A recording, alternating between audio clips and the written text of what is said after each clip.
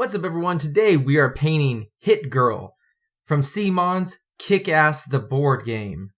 Now we're trying to put really bright colors into her to make sure that she pops so that she looks like the comic book character that she is. It's actually a very simple process, one of the shorter videos that I've made, but it was totally enjoyable. So let's get down to the table and I'll show you how I did it.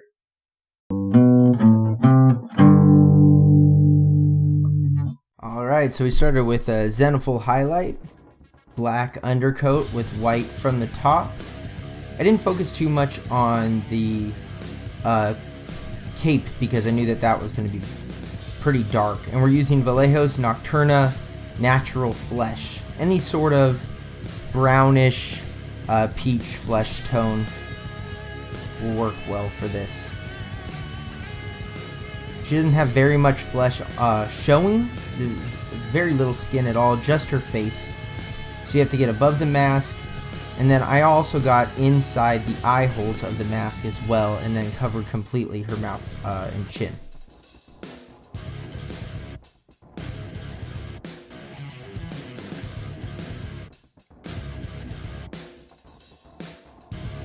Next up, I used the fairy flesh, mixed that a little bit into the natural flesh to get a lighter skin tone, and then did a couple layers of this to brighten up her skin and add some depth. Now while I'm going to hold off on doing the rest of the model, I did the rest of the model in a very easy process. The skin, since there's so little of it and you're not going to actually come back to it, it's easy to just finish it right here.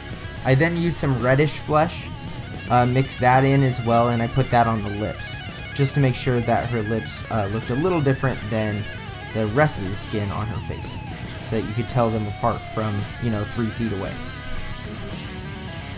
It also is very easy to go back and fix any mistakes with there only being 2 colors on there.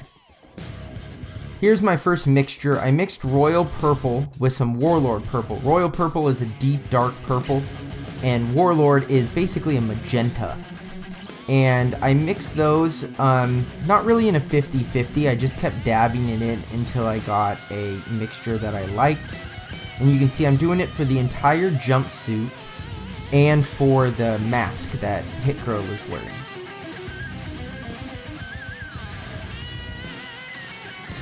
It's not a ton of the magenta in there, just enough to take it out of that deep, pure purple blue range and bring it a little into the reddish range. Now I took Ivory, and Ivory is how I'm going to do the eyes, and put those into the eye holes of the mask. This is before I've highlighted the mask, obviously, because I'm going to use the mask to help sculpt those eyes and make sure that they're the correct shape. So as you can see, I got it pretty good, but I'm now using flat brown. I zoomed in a little bit here. I'm using flat brown to do the pupils. And by not doing the face mask yet, that gives me leniency to mess this part up, go back and fix it, do whatever I need to make sure that I get this right, and then I only have to paint one color over it to help line it back out.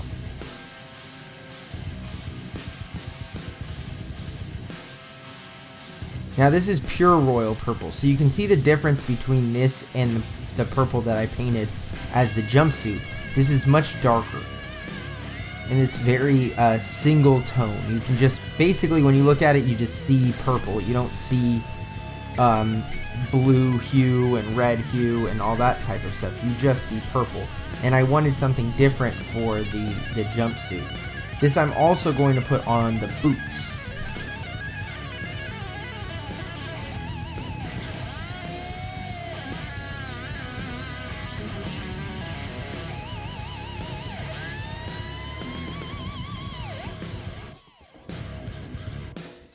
Now I'm using Nuln oil to really darken down the coat and the boots, because looking at her coat in a lot of, or not her coat, her cape in a lot of the pictures from the comic, it actually looks black in some shots and then purple in other shots.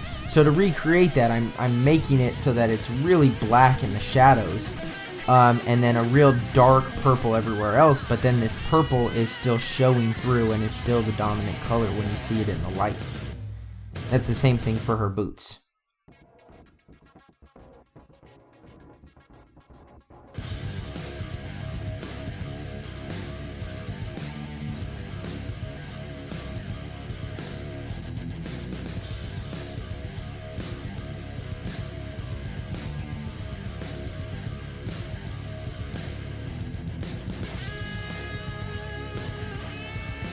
I'm using Scarlet Red from Vallejo Game Color.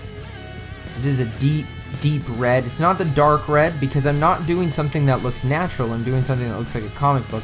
I didn't want to use the brown that I normally do to base red with. I'm actually just going to use a darker red. And then I'm going to highlight the red to give it the pop that I wanted to have. So Scarlet Red, I think, is a very good base tone to use for this model.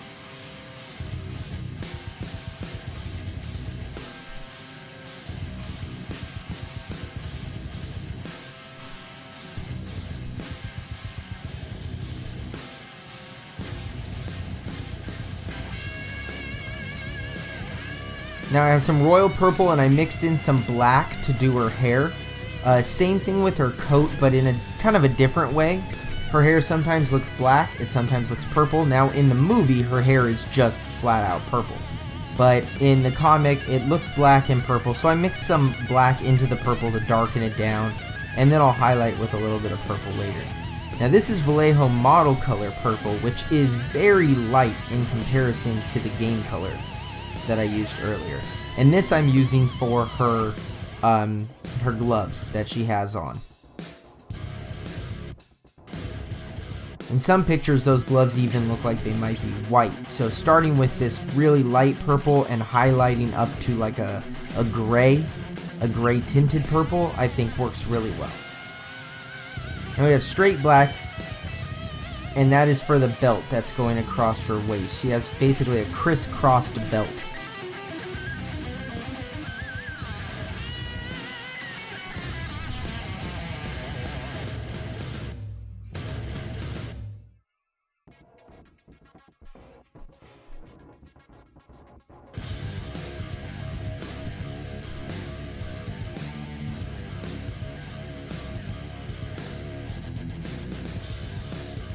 Next up I have some Khaki, and Khaki from Vallejo Game Color I'm using for the wraps that go around her katana swords.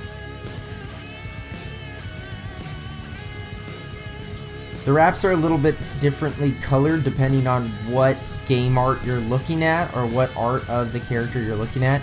Sometimes they're brown tones, sometimes they're white with like a black undercoat. So I just went with Khaki. That seems to be the closest color that actually makes sense. And then some Mechanicus standard gray to solidify the color on the blades. Now I'm going to highlight these blades to be almost white, but you definitely want a solid base coat, and so any sort of dark gray works really well for this. That's also what you're going to be leaving in the shadow of the blade, the part that you don't see.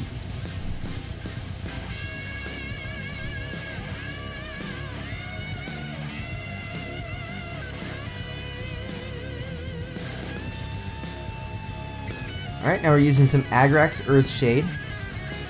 And you don't need a ton, you want to be really careful with this. And you're using this to put onto the Khaki that we had just put on. This is to give a darker brown accent to the wraps of the blade.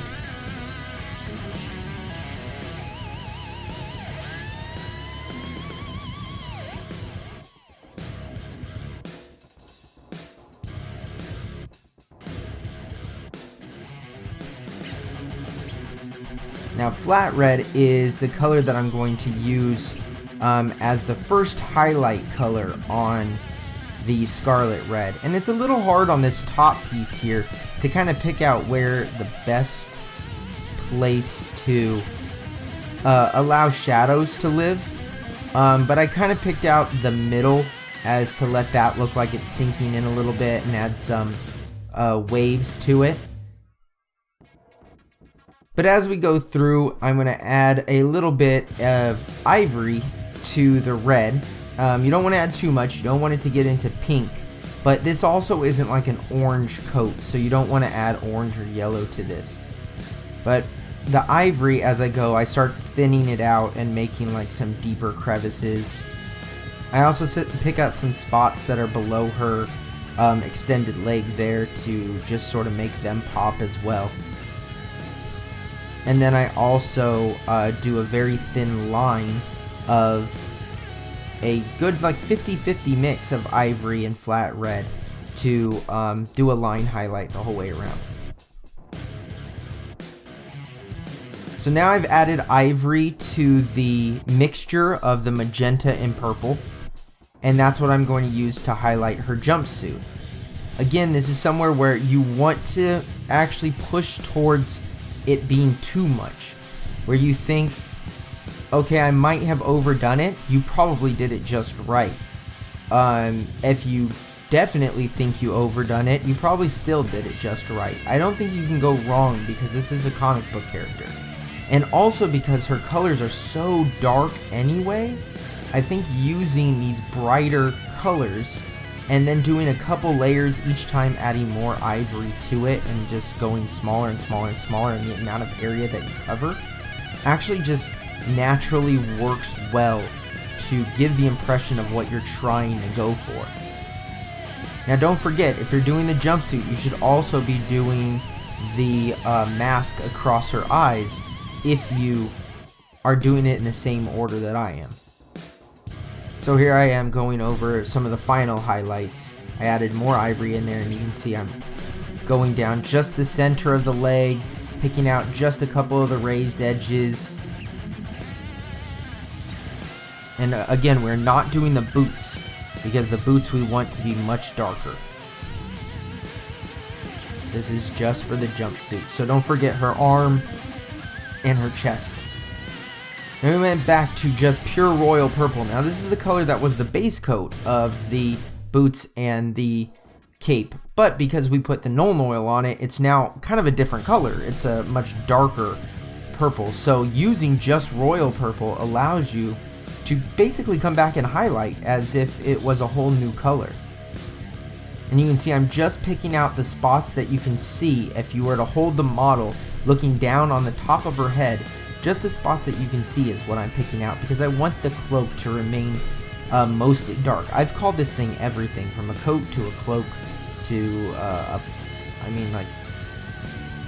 really I need to pick something and stick with it, but it's technically a cape. So her cape, you want it to stay dark. Same with the boots. You want the boots to stay dark, so you don't want to over highlight these because they give you the contrast to the red part of the cape and the jumpsuit and her light arms and her bright swords. If you were to do everything very bright, including the back of the cape and the shoes, I think you would lose something as you're trying to do that. So I put ivory into the Vallejo model color purple, and that's how we're highlighting up her arms now. Same thing, doing like the first pass I do maybe 2/3 of the arms, and the next time I do 1/3, and then the final pass I do just the raised bits and a little bit in the center of the top, just to try to make it as bright as possible. One thing I do like to do that is outside of that is I like always pick out the fingers, even if they don't 100% make sense to be highlighted. I just think that even though like the way light works, it may mean that those fingers are darker, like they would have a shadow on them. But if you don't do that, they sort of muddle together and they make it look like a big massive lump, and it doesn't look like fingers. So here I am with my last pass, and you can see it's a lot of ivory on this one. Or this might have been the second to last pass, I'm not 100% sure, but I did try to push this into the white scale with a purple shadow to it.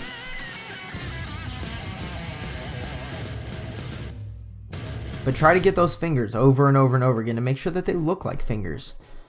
Again, because we used Khaki, and then Agrax Earthshade, it made the Khaki no longer Khaki. So coming back with Khaki basically gives you the same benefit.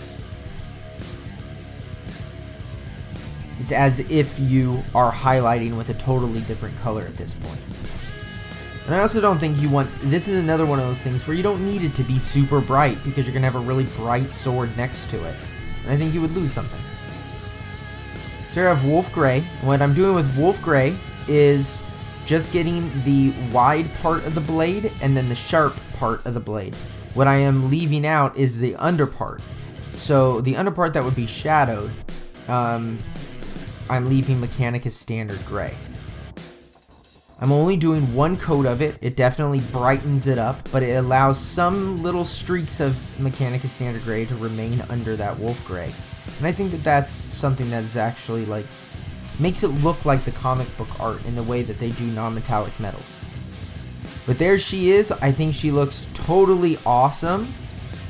I don't know. Let me know what you think in the comments below. Also, let me know anyone else from Kick-Ass that you would like to see painted. I'm eventually going to make my way through all of them. I haven't done any of the bad guys yet.